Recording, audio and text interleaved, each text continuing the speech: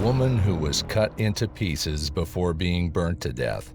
It might seem like a sinister plot of some horror fantasy, but that wasn't the case in the Höxter House of Horror. For an outsider, everything looked like it was a normal household with a normal couple carrying on with their lives like everyone else. But little did they know that everything that took place inside those walls was far more horrific than the ugliest of horrors. The Höxter House of Horror in Germany was everything its name promised and more. 48-year-old Wilfried Wagner and his 49-year-old ex-wife Angelika Wagner came across as a normal couple who were living their lives in the northwestern state of North Rhine-Westphalia. The unimaginable acts of horrors these two carried out over the years.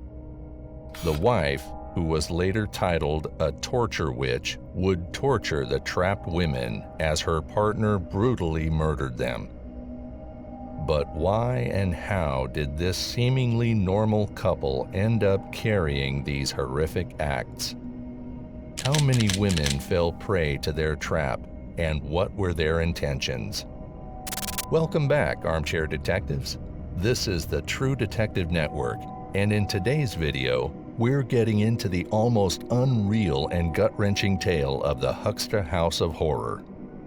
The tale of the Höxter House of Horrors begins on a chilly night in 2016 when Wilfried Wagner and his 49-year-old ex-wife Angelika were driving a 41-year-old woman to her home in Lower Saxony when their car suddenly broke down.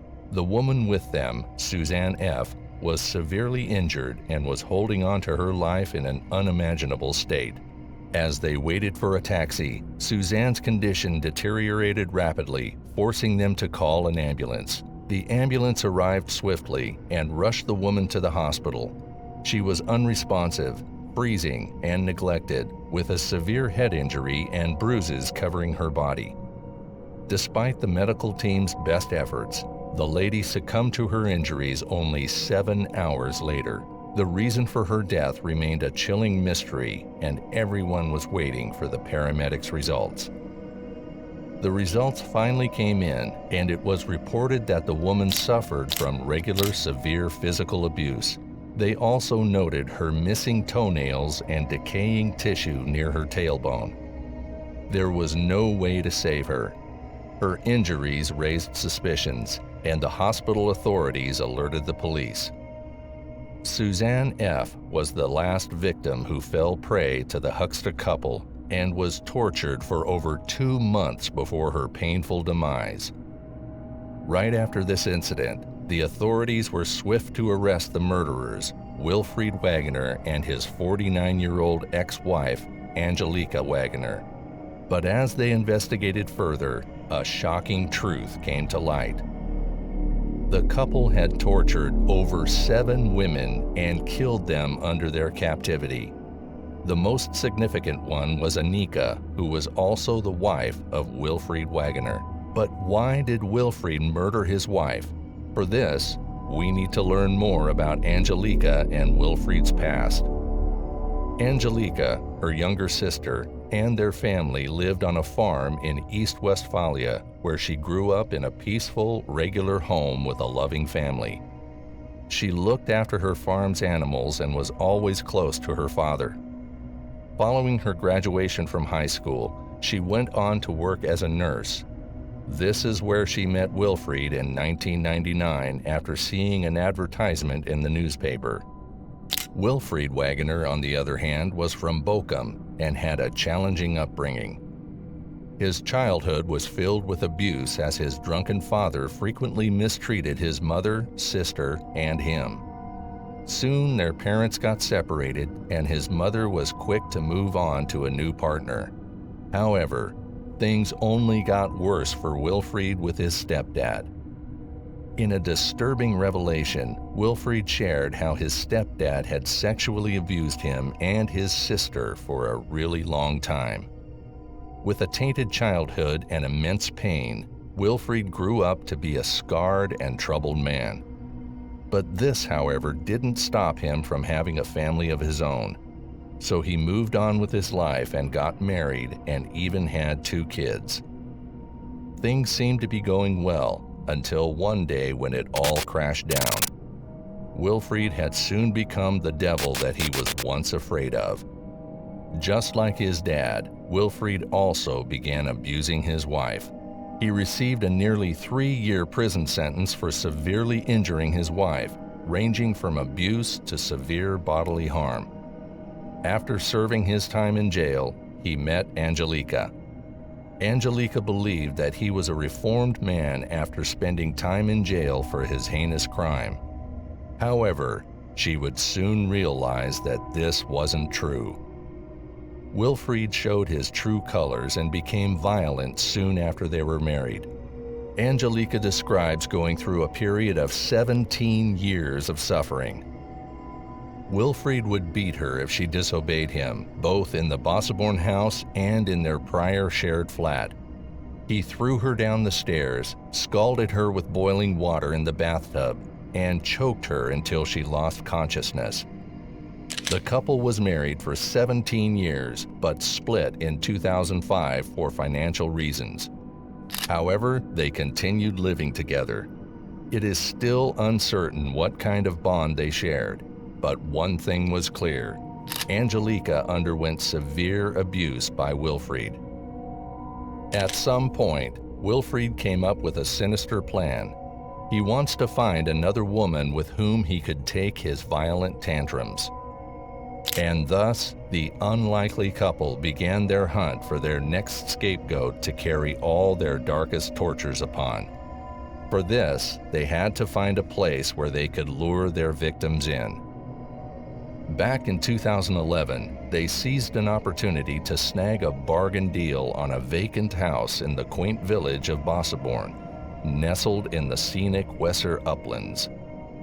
This is how they came up with a palace to carry on their devilish deeds, the Höxter House of Horror. Bosseborn is a small village with around 550 inhabitants. People celebrate together, lend assistance to one another, and have a strong sense of community. People go to bed early at night, and very few people leave their homes after 10 p.m. in rural communities like Bosseborn, except perhaps to walk their dogs during the week. This worked out to be the perfect setup for the couple who carried out all their abuse late at night when the entire village was sound asleep. Since the couple kept a low profile, no one wondered why they were unfamiliar. In Bosseborn, practically everyone is acquainted with one another. Most of the locals here have deep roots, going back 3 or 4 generations. They're like one big family, knowing each other inside and out and living side by side with their neighbors. However, nobody interacted with Wilfried and Angelika, the newcomers in the village. Several signs made the Bosseborn neighbors believe that the couple was rather strange. According to the people in Bosseborn, Angelika and Wilfried never bothered to say hello. They didn't try to become part of their village family. They even pretended to be siblings, which was pretty strange considering that the two were actually married at one point.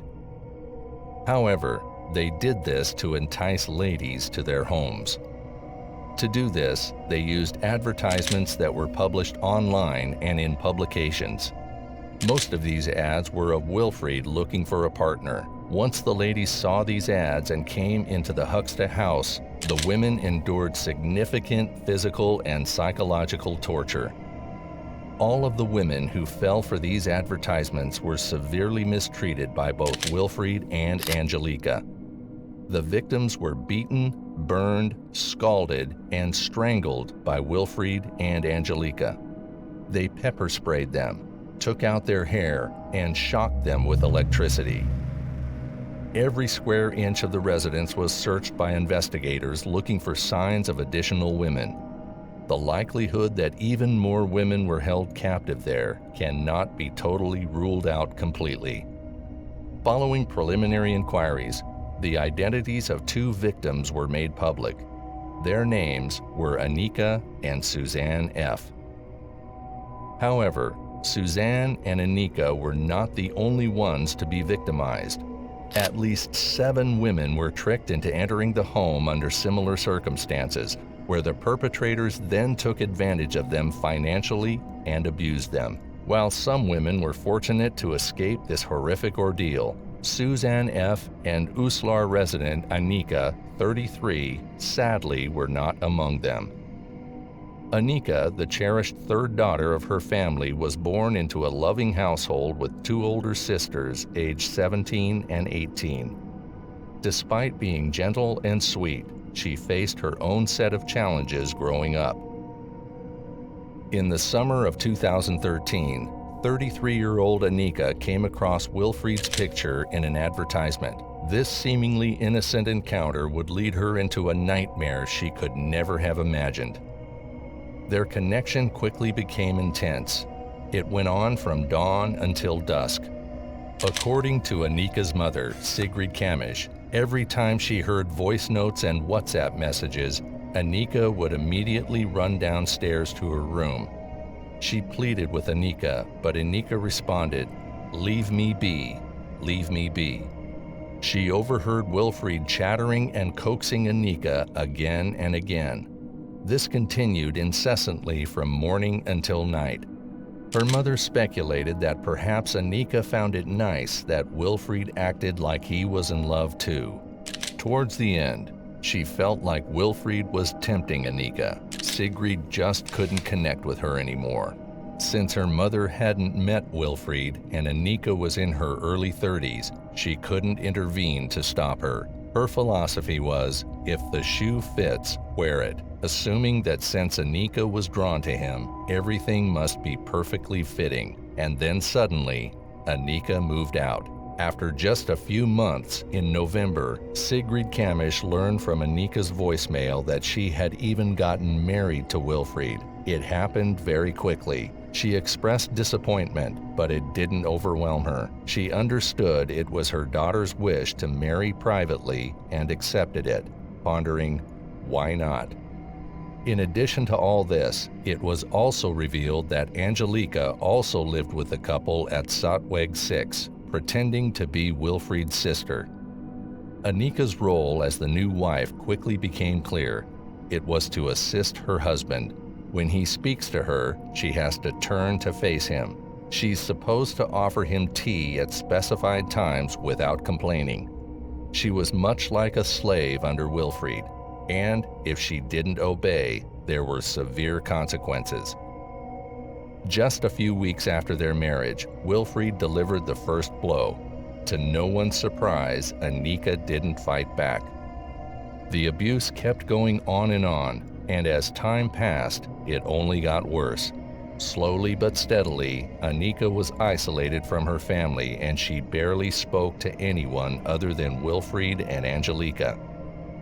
Just a year before her death, Anika makes only one more trip to see her mother in Uslar. When she arrived, they shared a warm embrace. Her mother commented that Anika was now a newlywed, which she found lovely, but expressed sadness over her absence. Moreover, she conveyed her acceptance of Anika's happiness with her husband. Anika wanted to bid farewell after chatting for about half an hour. She mentioned offering Anika some of her belongings, but she refused, mentioning that Angelika was waiting in the car. Anika's mother then suggested accompanying her to the car to meet her sister-in-law, but Anika dissuaded her, saying she wouldn't want to meet her. Sigrid Kamish didn't push it, understanding Anika's feelings. They said their goodbyes at the house, and Anika headed to the car parked down the street. That was the last time her mother saw her. Angelika seized Anika and all the other victims' phones, IDs, and money. Anika's mother said that she got a phone call from Angelika, but she didn't want to talk to her, so she ended it right away. She described Angelika as unpleasant and unsympathetic. Angelika called a few more times and left voicemails. In one of the messages, Angelika mentioned that Anika's mother hadn't provided a wedding gift.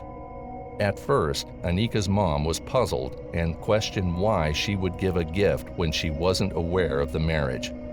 However, she eventually softened, considering Anika as her daughter and deciding to visit her with a friend. She decided to present her with a card and the 150 euros she had in her pocket. It also came to light that Anika was forced to ask her mother for money. This was the only reason she could make calls under supervision. Over the next few months, Sigrid Kamish sent her daughter a total of 25,000 euros because she kept asking for it. It was just before Christmas that the violence escalated to an all-time high. What Anika went through in that house, no one knows for sure. The only way we know the extent of Anika being humiliated and abused is through Angelika's confession and testimony in court.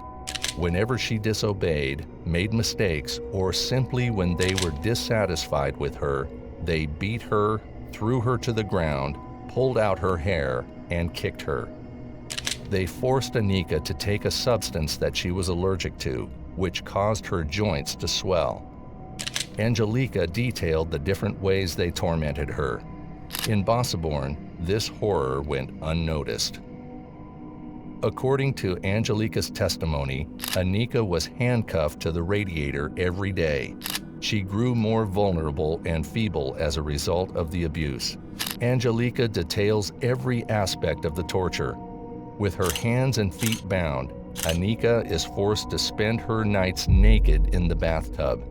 She is scalded, choked, covered in open wounds, and is losing body mass down to the bone.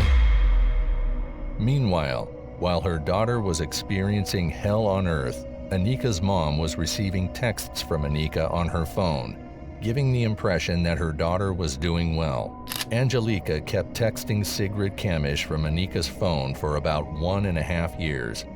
She tricked Sigrid into thinking these were messages from her daughter, even though Anika was already dead.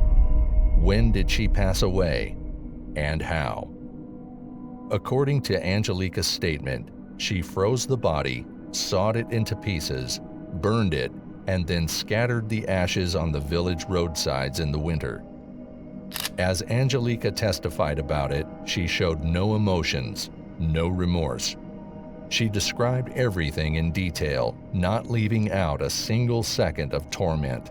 Those hours in the courtroom were torture for all present. Anika's mother narrated the events of her daughter's death. She described her feelings upon learning the tragic news and how her world turned upside down. When I was watching TV at home, they discussed the house at Sotweg 6, where a horrible incident occurred. She acknowledged it and realized that's where Anika resided. Worried about Anika, she called her friend, who works in law enforcement. He regretfully confirms Anika's passing. As she dashes to the police station, the truth hits her. Anika has died, frozen and dismembered. "It's as if the ground vanished beneath me," she exclaimed. She felt trapped in a never-ending nightmare, desperately hoping to wake up from the cruel reality. Anika's mother expressed deep sorrow that Anika's life ended so soon. She thought it wasn't fair, especially since Anika was so young. "Life can be really unfair sometimes," she said. For the neighbors, it was hard to believe that such cruelty was happening right under their noses.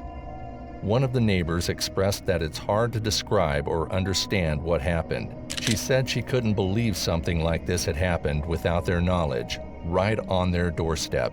The neighbors acknowledged that they didn't have much information about the family and believed nobody should feel bad about it. They pointed out that although the village welcomes newcomers, individuals have the freedom to decide their level of involvement. If this family chooses not to integrate, then we as a village have to accept that. They admitted it's a bit embarrassing that maybe someone didn't notice, but it's a big area and you can't keep an eye on everything all the time. The pastor of the parish refuses to speak, citing his duty of confidentiality. Furthermore, the village head is unwilling to talk about how the people are coping with the reality that such heinous crimes have happened in their midst. The immediate neighbors in Stratweg are sick of being questioned about it. One disturbing interview had the neighbors describe how they noticed that Anika and the second victim, Suzanne, changed over time. They saw them becoming thinner and thinner, turning from pretty women with long blonde hair into neglected and frightened creatures, their hair shaved down to the scalp. Suzanne, originally from Vikeda Onderur, lived in the house for 2 months before her death. On the other hand, Anika had been residing there for nearly a year before the unfortunate events unfolded. Soon after the murderers were exposed on the news, 2 other women who survived the abuse by the defendants contacted the authorities to report these monsters.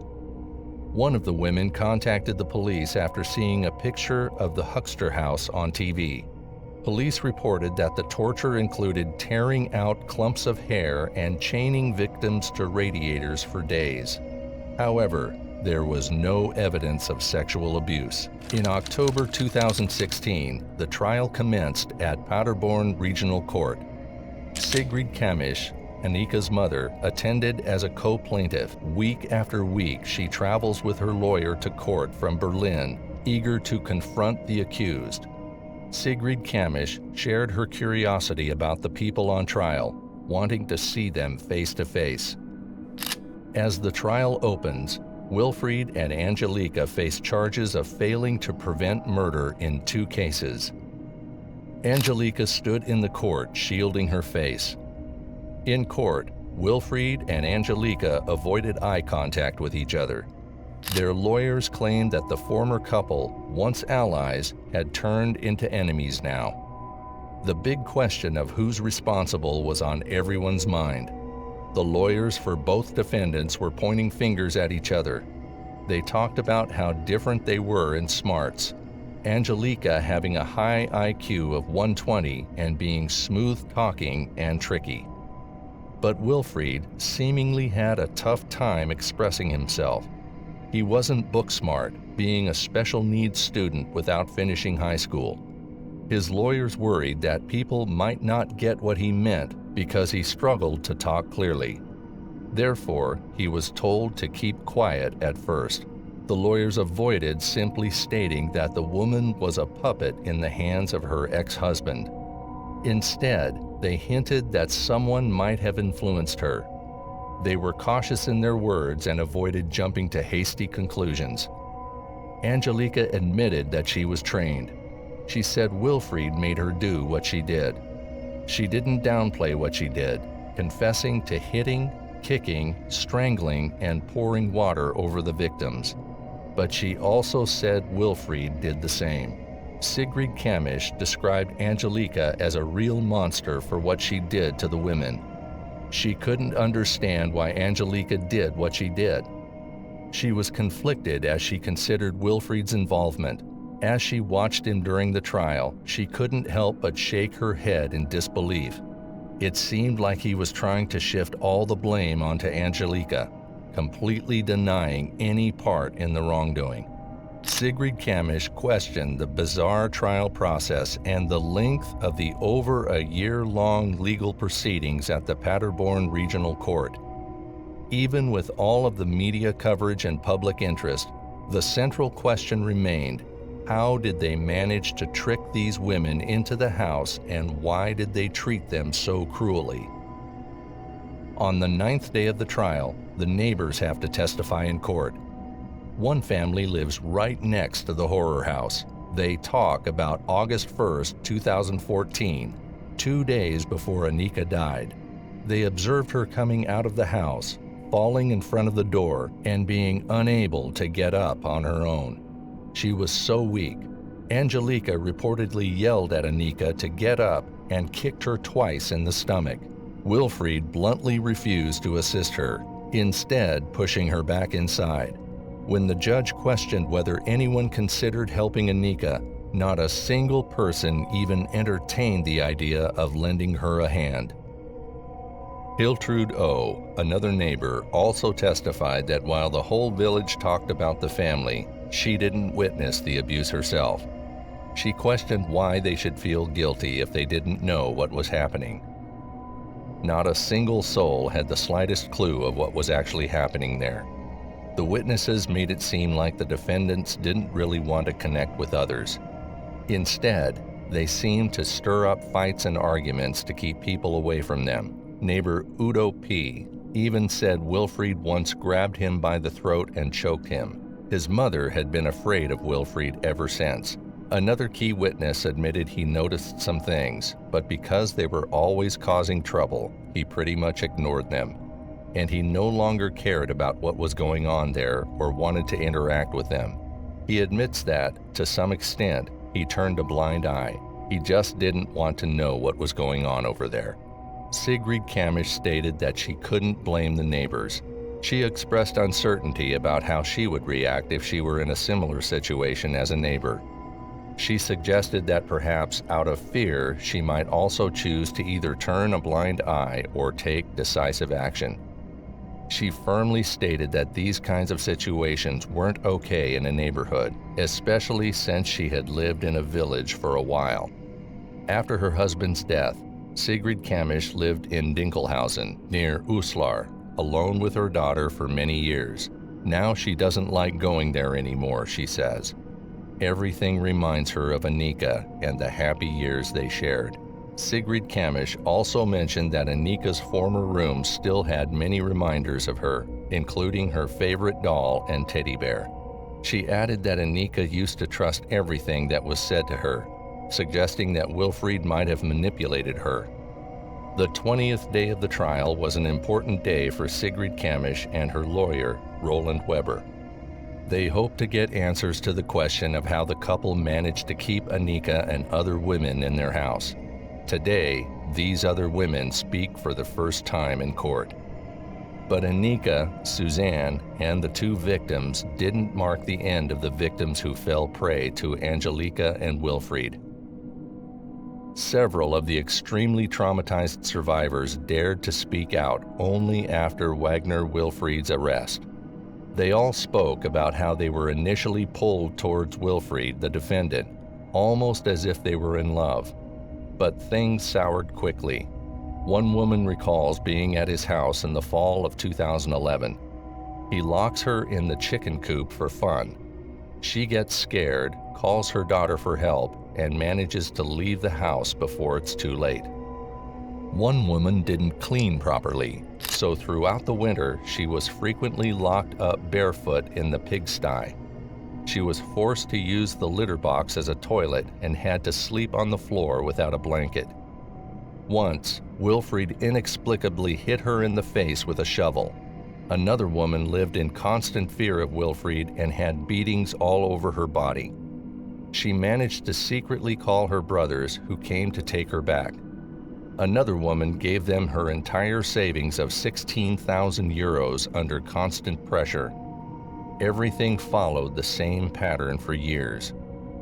Considering what the women have said, it became clear that the accused followed a particular pattern. His primary aim was to exert power over the women, all under the pretense of love. The lawyer expressed doubts about his intentions, despite his claim of seeking a life partner.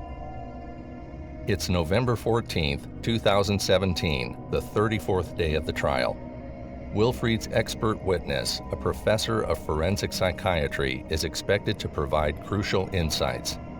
His assessment could determine whether Wilfried fits the portrayal by Angelika as a monster or if there's more to the story.